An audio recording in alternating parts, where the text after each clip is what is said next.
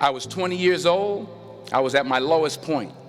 And then one day, and I remember the exact day, March 27th, 1975, I was helping my mother in her beauty shop. My mother owned a beauty shop up in Mount Vernon. And there was this older woman who was considered one of the elders in the town. And I didn't know her personally, but I was looking in the mirror, and every time I looked at the mirror, I could see her behind me, and she was staring at me. She just kept looking at me. Every time I looked at her, she kept giving me these strange looks. So she finally took the dryer off her head and she said something I'll never forget. First of all, she said, "Somebody give me a piece of paper. Give me a piece of paper." She said, "Young boy, I have a prophecy, a spiritual prophecy." She said, "You are going to travel the world and speak to millions of people." I began at Fordham University as a pre-med student. I took a course called cardiac morphogenesis. I couldn't read it, I couldn't say it, I sure couldn't pass it. So then I decided to go into pre-law, then journalism. And with no academic focus, my grades took off in their own direction. I was a 1.8 GPA one semester, and the university very politely suggested that it might be better to take some time off. I found that nothing in life is worthwhile unless you take risks. Nothing. Nelson Mandela said, "There is no passion to be found playing small and settling for a life that's less than the one you're capable of living." Fail big. You will fail at some point in your life. Accept it. You will lose. You will embarrass yourself. You will suck at something. There's no doubt about it. In the acting business, you fail all the time. Early on in my career, I auditioned for a part in a Broadway musical. Perfect role for me, I thought. So I'm in the wings, I'm about to go on stage, but the guy in front of me, he's singing like Pavarotti, and I'm just shrinking, I'm getting smaller and smaller. So they say, "Oh, thank you very much, and you'll be hearing from us." So I come out with my little sheet music, and so I assumed I didn't get the job. But the next part of the audition, he called me back. The next part of the audition is the acting part of the audition. Now I'm like, hey, okay, maybe I can't sing, but I know I can act. So they pair me with this guy, and again, I didn't know about musical theater.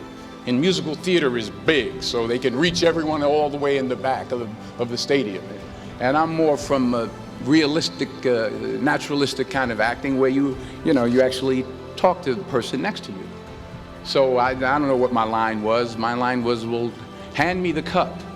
And his line was, "Well, I will hand you the cup, my dear. The cup will be there to be handed to you."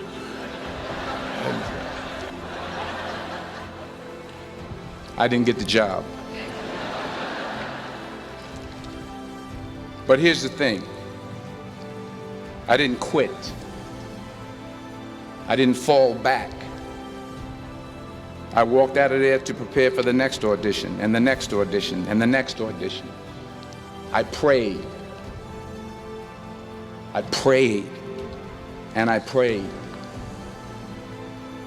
But I continued to fail, and fail, and fail. But it didn't matter, because you know what? There's an old saying, you hang around the barbershop long enough, sooner or later you're going to get a haircut. So you will catch a break, and I did catch a break.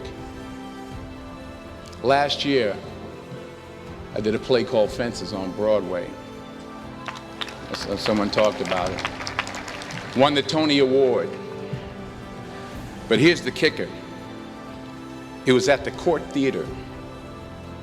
It was at the same theater that I failed that first audition 30 years prior.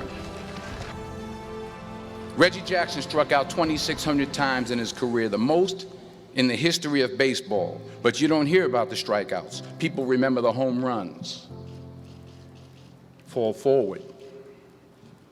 Thomas Edison conducted 1,000 failed experiments. Did you know that? I didn't know that. Because the 1,001st was the light bulb. Fall forward.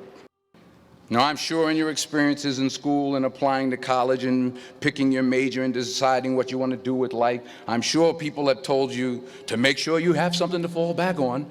Make sure you got something to fall back on, honey. But I never understood that concept, having something to fall back on. If I'm going to fall, I don't want to fall back on anything except my faith. I want to fall forward. I figure at least this way I'll see what I'm going to hit. Fall forward. The point is, every graduate here today has the training and the talent to succeed. But do you have the guts to fail? While it may be frightening, it will also be rewarding. Because the chances you take, the people you meet, the people you love, the faith that you have, that's what's going to define you. Keep working, keep striving, never give up, fall down 7 times, get up 8. Ease is a greater threat to progress than hardship. Without commitment, you'll never start, but more importantly, without consistency, you'll never finish. It's not easy. If it was easy, there'd be no Kerry Washington. If it was easy, there'd be no Taraji Henson, P. Henson.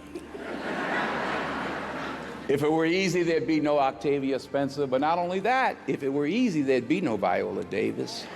If it were easy, there'd be no Michael T. Williamson, no Stephen McKinley Henderson, no Russell Hornsby. If it were easy, there'd be no Denzel Washington. So, dreams without goals are just dreams, and they ultimately fuel disappointment.